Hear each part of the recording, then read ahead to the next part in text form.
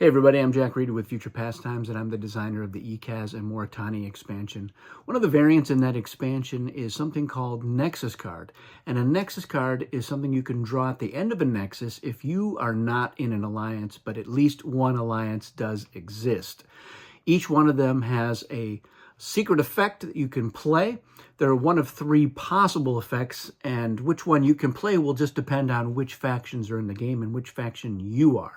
So we're going to take a deep dive at the one that is the Tleilaxu faction. So there's one Nexus card for each faction, and you use all 12 of the cards, irrespective of which factions are in the game.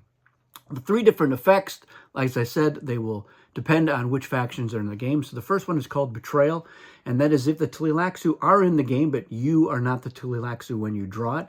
The second one is if the Tleilaxu does indeed draw their own card. And the third one, the secret ally effect, is if they are not in the game. So let's take a look, starting with the Betrayal effect, which works very much like a Karama in that it will cancel something. But many of these cancel things that Karama can't cancel, as we will see with this one. So cancel a Tleilaxu advantage. Cancel a revealed face dancer. It remains revealed until Tleilaxu have revealed all of their face dancers. So normally you cannot use Karama to prevent that from happening. But you've just won a battle, and the Tleilaxu reveal their trader card to say, oh, but your leader was a face dancer. And then you can play this in response to say, no, that leader was not a face dancer, actually.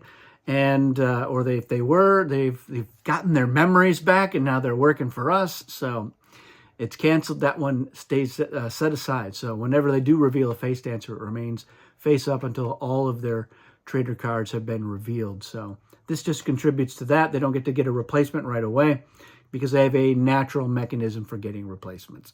The second effect is called Cunning, and that is if the Tleilaxu draw their own card. And there is a rule that if you draw your own card, you may immediately discard it to draw another one. And that rule exists because a couple of these Cunning effects are really only applicable if you're playing with the advanced rules. Some of them will work in either case, and this one certainly does. So this one here, set aside all revealed face dancers, secretly draw replacements, and then shuffle the set-aside face dancers into the trader deck. So this is a great one if, for instance, they have revealed two face dancers, and they have wait normally to reveal the third one, and then they can get replacements. But here they can say, you know what, I'm going to get two replacements right away. And the other thing that normally happens is the revealed ones get shuffled back in, and then they draw their replacements. So they could draw the same leaders again, but in this case, they are definitely not going to draw the same ones again. So pretty good one. If I'm the Tleilaxu, I think I probably will hold on to this and do just that. Finally, we have the secret ally. And this is if the Tleilaxu are not in the game when you draw this card. And normally the secret ally effect is very much like what their alliance ability would be if they were in the game. And this one's pretty close to that.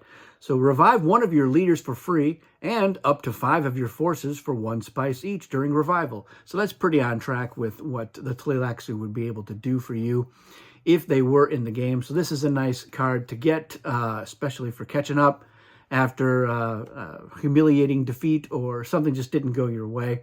So there's some really good effects on here. Canceling the face dancer, refreshing some face dancers, and then getting some great revivals. So that's what you get. Once you play it, these are all one-shot effects. You have to discard it. You cannot have more than one Nexus card. So if another Nexus occurs while you have it, you can either keep the one that you have or you can discard it and then draw a replacement.